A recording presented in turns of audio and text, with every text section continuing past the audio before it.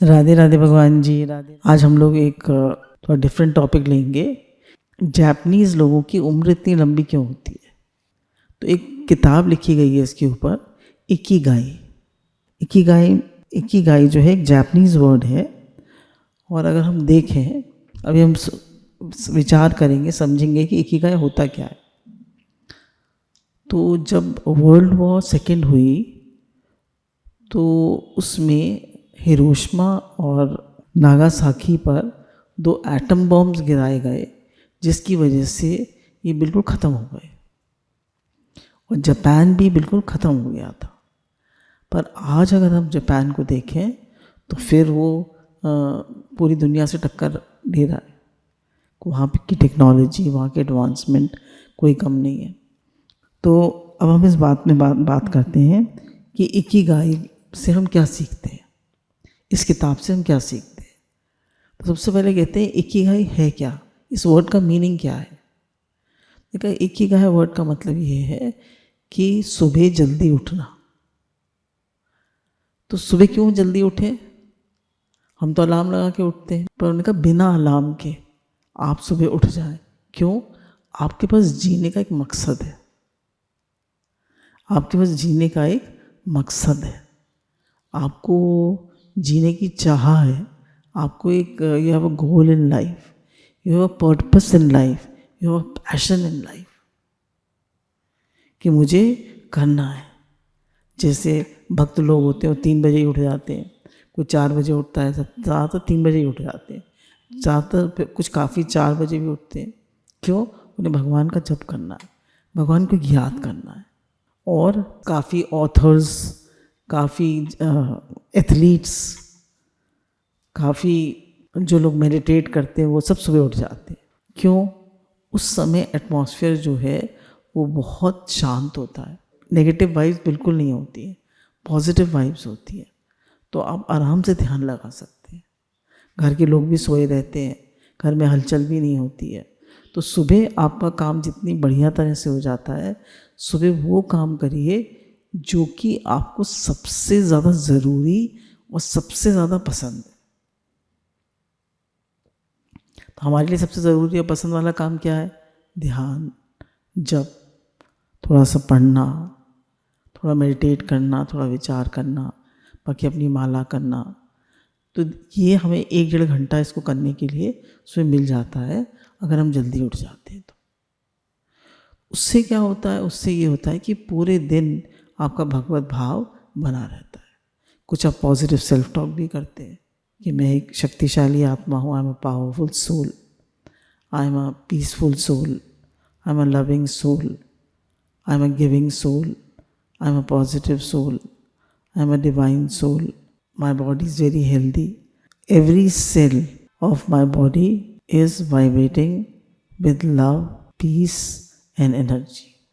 मेरा घर स्वर्ग है, सभी रिश्ते बहुत सुंदर हैं, मैं हमेशा शांत रहता हूँ, कभी रिएक्ट नहीं करता, मैं प्रेम का सागर हूँ, मेरे हृदय से गुरु की कृपा से हर समय प्रेम बहता रहता है, मेरे अंदर केवल पॉजिटिव वाइब्स रहती हैं।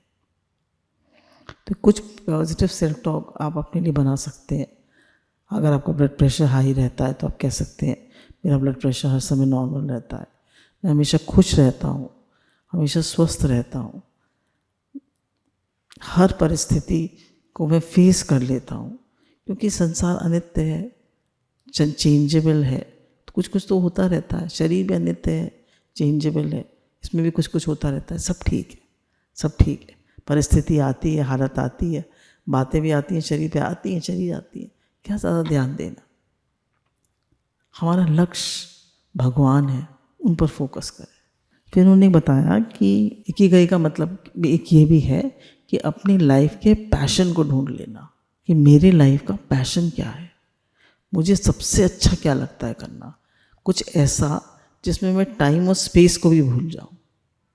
जैसे किसी को गाना अच्छा लगता है, किसी को भजन गाना अच्छा लगता है, किसी को भजन सुनना अच्छा लगता है, किसी को माला करना अच्छा लगता है, किसी को मेडिटेट करना अच्छा लगता है, किसी को सत्संग करना अच्छा लगता है, किसी को अपना कोई काम है उसको अच्छा लगता है। तो जापानीज़ लोग कहते हैं make your profession your passion. Japanese लोग बहुत अच्छी बात कहते हैं, make your profession your passion. कैसे? तो हमारा पैशन है कि हमें जो सेवा मिली है उसको हम बड़े प्रेम से भगवत भाव से करें, तो ये हमारा जो प्रोफेशन है वही हमारा पैशन बन जाए। जैसे यहाँ पर इतने गुरु के पास साधक रहते हैं, तो हर एक साधक बोले कि मैं गुरु जी की, मैं सत्संग की सेवा कर रहा हूँ, मैं निष्काम सेवा कर रहा हूँ, my profession is my passion. मैं हर काम को इतने अच्छे से करता हूँ, इतने प्रेम से करता हूँ, इतने भगवत भाव से करता हूँ कि मेरा हर काम जो है उससे मुझे, मेरी भी हीलिंग होती है, मुझे भी लाभ होता है और बहुत सारे लोगों को लाभ होता है। तो जब हम किसी कार्य को बहुत पैशन से करते हैं और जो सेवा मिली हुई है, देखिए अब सेवा मिली हुई है, एक स्त्री को खाना बनाने की सेवा मिली हुई है, बच्चों को देखने की सेवा मिली हुई है, तो वो कैसे करे उस काम को? बहुत पैशन से करे कि मेरी सेवा है, भगवान की सेवा है। अब वो प्रसाद भी बनाए तो ये सब मैं भोजन नहीं बना रही, मैं सबके मन बना रही हूँ, क्योंकि जैसा खाए अन्न वैसा हो मन। तो जो भी सेवा मिले, जो भी हमें, किसी को कोई सॉफ्टवेयर इंजीनियर है, कोई और पढ़ाई, बच्चों को पढ़ाने का काम मिला है, किसी को कोई और काम मिला है, जिसको जो काम मिला है उसे बहुत पैशन से करे। जैसे कहते हैं ना, वर्क इज़ वर्शिप। उसे पूजा समझ के करे, उसे भगवान का काम समझ के करे, उसे बड़े भाव से करे और फुल फोकस से करे, बड़े भाव से, बड़े प्रेम से। ये नहीं समझते अरे क्या काम मिल गया, अरे बड़ी मुसीबत है, अरे बड़ी परेशानी, अरे करना ही पड़ता है, अरे हमें क्या मिलता है। नहीं, बहुत प्रेम से, बहुत भाव से वो अपने काम को करते हैं। तो कह रहे हैं अगर आपके जीवन में एक पैशन है, एक लक्ष्य है, एक आपका इकिगाई है, तो कह रहे हैं आप जो आपको पसंद है वो आप करिए, है ना। उससे क्या होगा, आपको ज़िंदगी लंबी होगी। आप किसी को भगवान अच्छे लगते हैं तो भगवान में लगिए, अब भगवान में भी अधूरे से और संसार में भी अधूरे से, तो दुविधा में दोनों गए, माया मेरी न राम। ऐसे नहीं। और गुरु कहते हैं भगवान में लगिए, वही मनुष्य जन्म का लक्ष्य है, और जो भी काम करें प्रेम से करें, भगवान का काम समझ के करें। तो बोले पैशन का मतलब ये है कि वो काम जिससे आपको प्यार हो, और दूसरा कि उसको, आपको घर जाने का ख्याल ना आए कि भैया मुझे तो घर जाना है, अरे मेरे बच्चे वेट कर रहे होंगे, मेरे घर वाले वेट कर रहे होंगे, उसे ध्यान ही ना आए, वो इतना काम में वो हो जाता है। अब इन्होंने 3 चीज़ें बताई, एक प्रोफेशन, एक वोकेशन और एक मिशन। प्रोफेशन वो काम है जिसमें आप एक्सपर्ट हैं और आपको उसमें पैसा मिलता है, तो वो आपका प्रोफेशन हो गया। आप उसमें एक्सपर्ट भी हैं और आपको पैसा भी मिलता है, वो आपका प्रोफेशन हो गया। वोकेशन क्या है, आप काम भी करते हैं, वो काम आपको मिला हुआ है, आपको पसंद भी है और उस दुनिया को भी उस काम की ज़रूरत है, तो वो आपका वोकेशन हो गया। और चौथा है वो काम जिसकी दुनिया को ज़रूरत है, आपको काम से प्यार है और लोग बहुत चाहते हैं ये चीज़ आपको मिले, उनको मिले। जैसे सत्संग, आपको लोग चाहते हैं कि हमें कोई अच्छी बातें बताए, हमारे विचार कैसे बदले, हमारा भाव कैसे बदले, हमको शुक्राना मानना ही नहीं आता था। तो ये हो गया मिशन। दूसरा पॉइंट है, हमसे कहा जाए कि वे अपने हाथों को 1 मिनट के लिए आग पे रख लो। कितने रख पाएंगे आप? कुछ सेकंड रख पाएंगे? आग पे रख लेंगे जलती हुई आग पे? नहीं रख पाएंगे। क्यों? क्योंकि आपको बहुत ताप लग रहा है, आप नहीं रख पाएंगे। तो कह रहे हैं टाइम बिताना मुश्किल हो जाएगा। पर इकिगाई क्या है कि फ्लो में रहना, कि आपकी ज़िंदगी ऐसी हो कि आपको ऐसे लगे कि मैं बिल्कुल फ्लो में हूँ, मैं फ्लो में चल रहा हूँ। देखिए हमारी ज़िंदगी चल रही है और हमारे सामने कोई काम आया, ये मुझे पसंद नहीं है, मैं नहीं करूँगा, ये मुझे अच्छा नहीं लगता कि मैं नहीं करूँगा, ये ऐसा है वो ऐसा नहीं। जो सेवा सामने आ गई, फ्लो में चलती जाए। हर समय हमारे मन के अनुकूल चीज़ें नहीं आती हैं और मन के अनुकूल चीज़ें नहीं होती हैं। और जो भी सेवा मिली है, जो भी काम आया है, वो फ्लो में चलता है। वो इतना ज़्यादा व्यस्त हो जाते हैं अपने काम में, इतना फ्लो में रहते हैं कि उन्हें टाइम का पता ही नहीं चलता। और वो किसी भी काम को बोरिंग नहीं समझते। ये तो बोरिंग है, ये मैं नहीं करूँगा। उनके लिए बोरिंग कुछ नहीं होता। उन्होंने जो काम समझ लिया, उनको पसंद आ गया, बस उसमें लगे रहते हैं। बोरिंग तो बस खाली पिक्चर देखना बोरिंग नहीं, लगे रहिए शायद पिक्चर देखते रहिए। भाई मेहनत करनी पड़ती है ज़िंदगी में, तभी तो आप कुछ काम अच्छे से कर पाएंगे। गुरुजी क्या कहते हैं? ईमानदार बनिए, मेहनती बनिए और सच्चे बनिए, मेहनती बनिए। हमको मेहनत करने की आदत होनी चाहिए, टाइम को वेस्ट मत करिए। आजकल तो लोगों को फ़ोन पे बात करने की इतनी आदत है, क्या करना है फ़ोन पे बात करके? मोबाइल कितना बड़ा डिस्ट्रैक्शन है। तो कह रहे हैं वो काम जिसमें कि हमें समय का पता ही ना चले। फिर जैसे बताया कि अपने प्रोफेशन को ही पैशन बना लें, तो उन्होंने कहा कोई एक वेजिटेबल उगाता है तो वो बेस्ट वेजिटेबल उगाता है, उसकी सब्जियां इतनी बढ़िया होती हैं, इतना कि हर एक कोई वो लेना चाहता है। तो ये उसका प्रोफेशन, ये उसका पैशन बन गया। उसने वो सेवा कर रहा है, अच्छी सब्जियां उगा रहा है, दूध दे रहा है सबको, बच्चों को पढ़ा रहा है, तो पैशन बन गया उसका। अब आप अच्छे से अपनी सेवा करते हैं तो पूरी प्रकृति आपका सहयोग देती है ना। अब कह रहे हैं फ्लो एक ऐसी अवस्था है जहाँ दूसरी बात को आपके काम पर कोई असर ना पड़े। जैसे बच्चे अपने खिलौने से खेल रहे हैं तब इतने व्यस्त हो जाते हैं कि उन्हें किसी और बात का अंदाज़ा ही नहीं रहता। जब हम पिक्चर देख रहे होते हैं तो कभी बोर होते हैं? अभी नहीं खाना खा रहे, अभी नहीं, पहले पिक्चर ख़त्म हो जाए, हमारा सीरियल ख़त्म हो जाए तब खाएंगे। काम में हम इतने व्यस्त होते हैं कि अभी नहीं। जापान के लोग एक और बात कहते हैं कि जल्दी जागना शुरू कीजिए। जब हम जल्दी सुबह उठेंगे तो अपने लिए 1 घंटे का समय निकाल पाएंगे। फिर उन्होंने बताया कि तीसरी लर्निंग इकिगाई में है हारा हाजीबू। इसका मतलब है fill your stomach up to 80%। कह रहे यहाँ तक मत खाइए, यहीं तक खाइए, 80% तक अपना पेट भरिए बस। जैसे हमको लगे कि अब 3/4 पेट भर गया है तो खाना बंद कर दीजिए। उससे क्या होता है, 80% पेट भर जाने के बाद हमारे स्टमक को आकाश तत्व और वायु तत्व की प्राप्ति होती है, नहीं तो होती ही नहीं है ना। आकाश तत्व और वायु तत्व उसको मिलता है और उसमें गैस पास होने का वो रहता है। और ज़्यादा खा लेते हैं तो गैस भी पास नहीं होती। तो अपना पेट सिर्फ 3/4 भरे, 80% भरे। कह रहे मोटा होना सब बीमारियों की जड़ है, इसलिए मोटे बिल्कुल ना हो। जो लोग मोटे हो रहे हैं वो लोग क्या करें, वो लोग रात का खाना छोड़ दें, लौकी खा ली, परवल आलू खा लिए, कटोरी भर के, पेट भी भर गया और इनमें ज़्यादा कोई कैलोरीज नहीं गई आपके पेट में, और सुबह पर आपका अच्छे से पेट भी साफ हो जाएगा, रात भर नींद भी अच्छी आएगी। तो जिनको वेट कम करना हो उनको रात को खाना नहीं खाना चाहिए, दूध पी लीजिए सोते समय ज़्यादा। तो कह रहे मोटापा सब बीमारियों की जड़ होता है।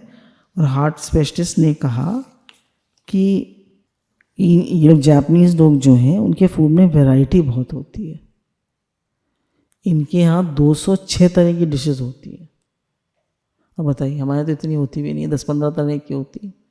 इनके 206 तरह की डिशेस होती हैं और ये दिन में कम से कम 5 सर्विंग्स फल और सब्जियों की लेते हैं।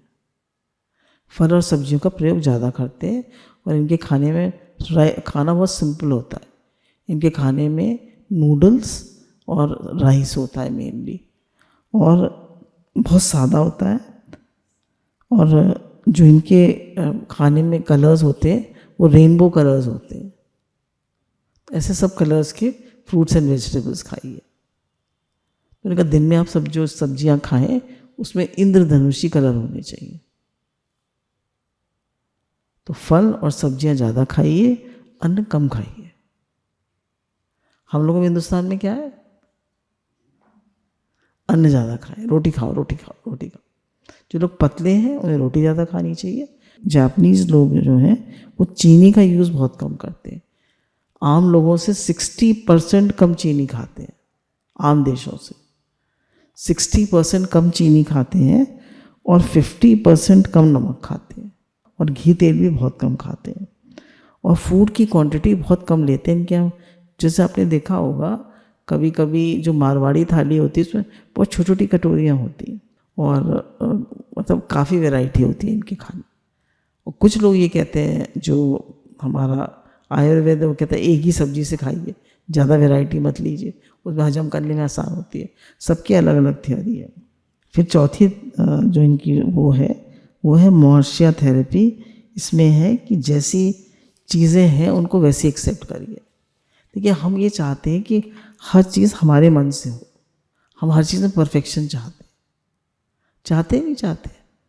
फिर जैसे मैं चाहता हूँ वैसे हो काम, वो आपकी तरह नहीं होगा। तो कह रहे हैं imperfection is also beautiful, imperfection भी ब्यूटीफुल है। जैसे मानिए कप टूट गया, अब टूटे हुए कप तो हम तो फेंक देते हैं डस्टबिन में। क्या करते हैं आप लोग हैं? वो कहते हैं ये भी सुंदर है और उस पर कोई कोटेशन लिख के रख देते हैं, उसको ऐसे वो कर लेते हैं डिज़ाइन, उसमें कोई कोटेशन लिख के रख देते हैं। तो वो ये बताते हैं अपने को कि हर चीज़ सुंदर है। अगर कोई व्यक्ति उतना परफेक्ट नहीं है, आपकी बहू, आपका पोता, आपकी पोती, आपका बेटा, आपकी कोई चीज़ उतनी परफेक्ट नहीं है जैसे आप चाहते हैं, तो उसको भी एक्सेप्ट करिए, वो भी सुंदर है, वो भी ब्यूटीफुल है। फिर बताया कि जैसे जैसे हमारी उम्र बढ़ती है नई चीज़ें सीखते रहें। जैसे हम लोग सत्संग में आते हैं तो हमें पढ़ते लिखते रहना पड़ता है। बड़े पढ़े लिखे रहने से पढ़ते लिखते रहना ज़रूरी है। पढ़े लिखे तो हम सभी हैं, कोई MSc है, कोई MA है, कोई BA है, कोई BSc है, पर पढ़ते लिखते रहना, बराबर पढ़ते लिखते रहना। उससे क्या होता है, हमारी ब्रेन शार्प रहती है। हमारी ब्रेन जो है उसमें इतने सारे सेल्स हैं जिनको न्यूरॉन्स कहते हैं, और उनका जो नेटवर्क है उसमें डेंड्राइट्स होते हैं। ऐसे पतंग की तरह हमारा ब्रेन सेल होता है, उसमें 3-4 ऐसे डेंड्राइट्स होते हैं। अब वो क्या करते हैं, नेटवर्क बना लेते हैं। फिर वो जो दूसरा सेल होगा उसमें वो 4 ऐसे फंदने से लटके होंगे, पहले वाला होगा, दूसरे वाला होगा, उससे जुड़ जाएंगे। फिर एक सेल, फिर दूसरा सेल, फिर तीसरा सेल, फिर चौथा सेल, वो पूरा नेटवर्क बना लेते हैं। और हमारे एक एक ब्रेन में इतना बड़ा नेटवर्क होता है कि पूरा अलीगढ़ शहर में बिछ जाए, इतना बड़ा। और हम क्या करते हैं, माइंड की एक आदत है रेपिटेशन एंड फॉल्स एग्जैजरेशन। अगर आप अपने माइंड की बातें लिखें तो 3-4 बातें हैं जो माइंड बार बार रिपीट करता रहता है, नहीं 10 होंगी, उससे ज़्यादा कुछ सोचता है माइंड, बताइए? नहीं, वो 8-10 बातें हैं कि मेरा काम ठीक नहीं चल रहा है, मेरा काम बहुत अच्छा चल रहा है, मेरे बच्चे सुनते नहीं हैं, मेरी पत्नी ऐसी है, मेरा घर ऐसा है, मेरा वो ऐसा, मेरा वो ऐसा, मेरा पेट ठीक नहीं रहता, मेरी तबीयत ठीक नहीं रहती। तो जो उसके 8-10 थॉट्स हैं उन्हीं पे माइंड घूमता रहता है।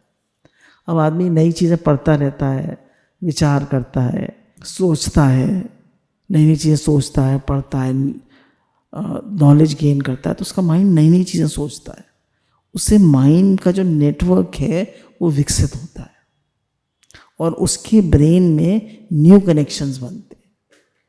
और अगर वो पढ़ेगा लिखेगा नहीं, तभी कहते हैं ना सुडोकू एक गेम है ना, जापानीज़ गेम है जो उस पर लोग नेट पे खेलते हैं, उससे क्या होता है, ब्रेन शार्प होती है। तो जो लोग पढ़ते लिखते रहते हैं, जब करते हैं वो रहते हैं, क्या कहते हैं, अलर्ट और अवेक रहते हैं, तो उनका ब्रेन हमेशा एक्टिव और अलर्ट रहता है। न्यू स्किल सीखते रहिए, जैसे ब्रेन रजिस्ट करेगा पर तुम सीखो, तो तुम्हारा जो माइंड रिपीट करता रहता है ना, नई नई बेकार की बातों को, पुरानी बातों को, एक ही चीज़ को लिए पड़ा रहता है, 2, 4, 6, 8, 10 बातें ही कहता रहता है, उनसे हटेगा और नया काम करेगा, कुछ नया सोचेगा, कुछ नया करेगा, कुछ नई स्किल्स डेवलप करेगा, कुछ नया इन्वेंट करेगा, कुछ नया करेगा। कह रहे कुछ नया करते रहो। जैसे खाना बनाने का, वही रोज़ आलू की सब्जी बना देंगे, रोज़ वही तरीके से खाना बना देंगे, तो गुरु कहते हैं नए तरह से बनाओ, ट्राई न्यू थिंग्स। आपका भी इंटरेस्ट बना रहेगा और जो प्रसाद पाएंगे उन्हें भी खुशी आएगी। एक्टिव रहिए, बिजी रहिए, सेवा करते रहिए, तो आपका ब्रेन एक्टिव और स्मार्ट रहेगा, आलसी मत बनिए।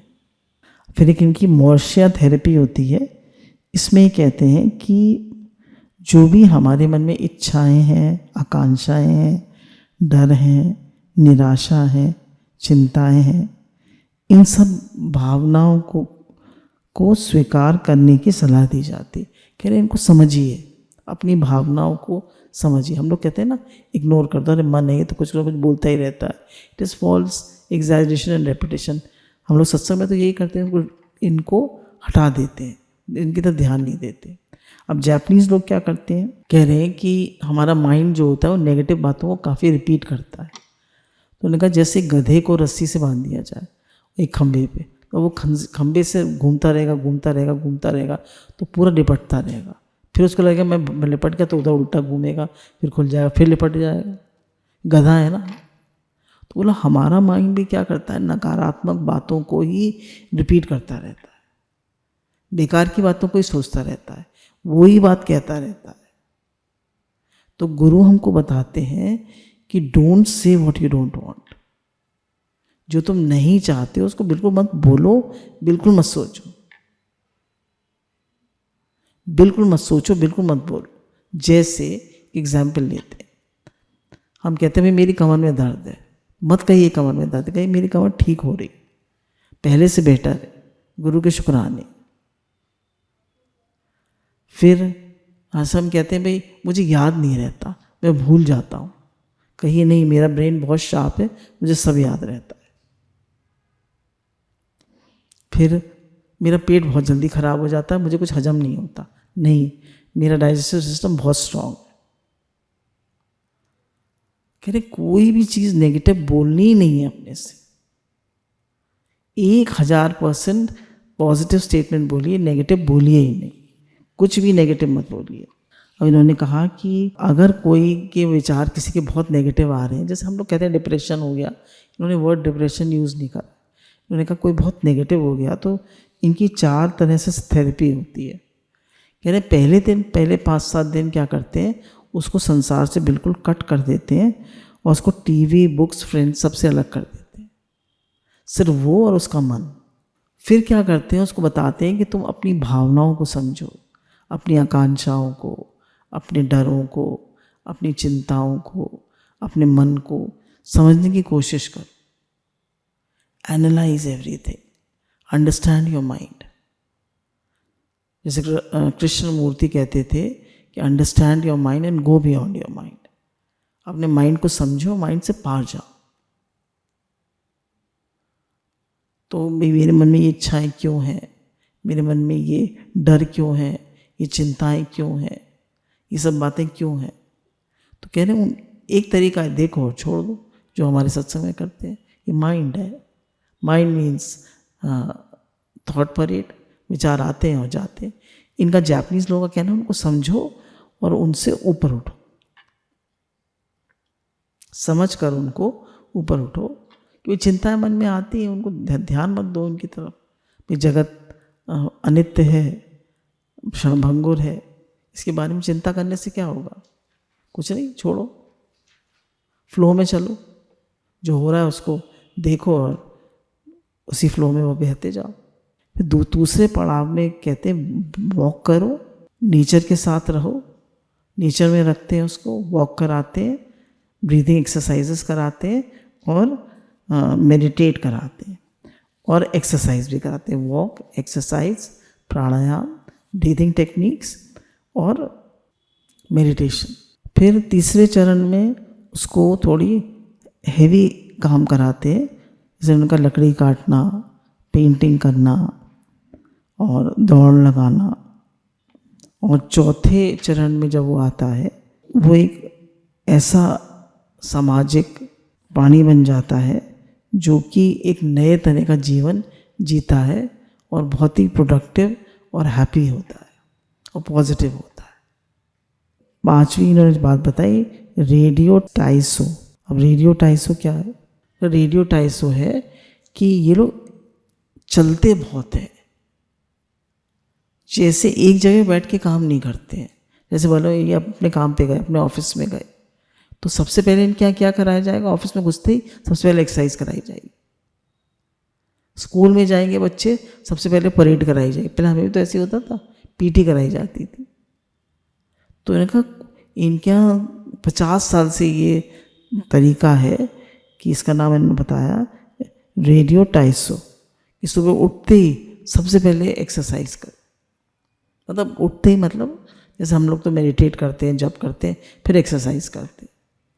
ब्रेकफास्ट लेने से पहले बहुत से लोग वॉक करते हैं, और कह रहे हैं ये लोग एक जगह नहीं बैठने देते हैं आदमी को, कहते हैं 1 घंटे बाद थोड़ा चलो, हर घंटे बाद चलो, एक जगह मत बैठे रहो। उससे क्या होता है कि आपकी बॉडी मूवमेंट्स ठीक रहते हैं, आपके जोड़ ठीक रहते हैं, आपकी शरीर में लचीलापन रहता है, आपके ब्रेन में पॉजिटिव हार्मोन सिक्रीट होते हैं, आपके एंडोर्फिन और सेरोटोनिन सिक्रीट होते रहते हैं, ये पॉजिटिव हार्मोन्स हैं, और you feel happy, you feel more, आपका डाइजेस्टिव सिस्टम, आपका सर्कुलेटरी सिस्टम, आपका एक्सक्रीटरी सिस्टम सब अच्छे से फंक्शन करने लगते हैं। और कहते हैं खाना खाने के हर मील के बाद कम से कम 20 मिनट वॉक करिए। मैं रोज़ करती हूँ, हर मील के बाद, ब्रेकफास्ट के बाद, लंच के बाद, डिनर के बाद कम से कम 20 मिनट वॉक करिए। इससे क्या होता है, रेडियो टाइसो से लोगों के अंदर जोश, एकता की भावना, और पाठशाला में पढ़ाई शुरू करने से पहले, कंपनियों में काम शुरू करने से पहले इसको ज़रूर कराया जाता है। कह रहे इससे जापानीज़ लोग मोटे नहीं होते और हमेशा एक्टिव और अलर्ट रहते हैं, और इनको कोई डिजीज़ भी नहीं होती, और ये लोग 130-40 साल तक जीते हैं। जैसे हमने आपको बताया अभी, वाबी साबी कि इम्परफेक्शन इज़ ऑल्सो ब्यूटीफुल। कोई चीज़, मतलब कोई भी आदमी परफेक्शन मत ढूंढो दुनिया में। तो कह रहे हैं ये हर चीज़ में पूर्णता मत देखो, अपूर्णता भी सुंदर है। अपनी सोच के हिसाब से हर चीज़ मत करो, जो भी है बहुत अच्छा, accept everything as it is. देखिए कोई व्यक्ति 100% ठीक नहीं, आप 100% ठीक है। कोई व्यक्ति परफेक्ट नहीं है दुनिया में, आप भी परफेक्ट नहीं, कोई भी परफेक्ट नहीं है, तो एक्सेप्ट इम्परफेक्शन, सब ठीक है, सब बढ़िया। तभी उन्होंने कहा कि accept life as it is, जैसी है वैसी स्वीकार करते जाएं, परफेक्शन की खोज में भटक कर अपना समय बर्बाद ना करें, बल्कि ज़िंदगियों को कमियों के साथ स्वीकारें और ज़्यादा एनर्जी के साथ कम तनाव लेकर लंबा जीवन जीना शुरू करें। Cherish every moment, enjoy life now. फिर ये लोग कहते हैं वर्तमान में रहने की कोशिश करें, वर्तमान में रहिए, live in present moment awareness. कह रहे हैं हर एक की गलतियां स्वीकार करिए, accept everyone's faults, and life is too short to wake up with regrets. Regrets के साथ मत जिए, मतलब रिग्रेट मतलब कमियों के साथ मत जिए, ये ठीक नहीं है, वो ठीक नहीं है, ये ऐसे है, वो ऐसे। चिड़चिड़ाइए मत, खुश रहिए, हर एक को ब्लेस करिए। गुरु कहते हैं ना, सबका भला हो, सबका भला हो, सब निरोग हो, सब स्वस्थ हो, सबका कल्याण हो, सब खुश रहें, सब स्वस्थ रहें। हे नाथ, हे नाथ, मैं आपको बोलूँ नहीं, हे नाथ, हे नाथ, हे नाथ, हे नाथ, हे नाथ, सबका भला हो। आपका मन जरा भी दुखी हो, परेशान हो, कहिए सबका भला हो, सबका भला हो, सब निरोग हो, सब स्वस्थ हो, सबका कल्याण हो, सबका मंगल हो। हे नाथ, हे मेरे नाथ, मैं आपको भूलूं नहीं। आप भी खुश, सब खुश। सर्वे भवन्तु सुखिनः, सर्वे सन्तु निरामया, सर्वे भद्राणि पश्यन्तु मा कश्चित् दुःखभाग् भवेत्। सबका दुख दूर हो, सबका मंगल हो, सबका कल्याण हो। राधे राधे भगवान जी।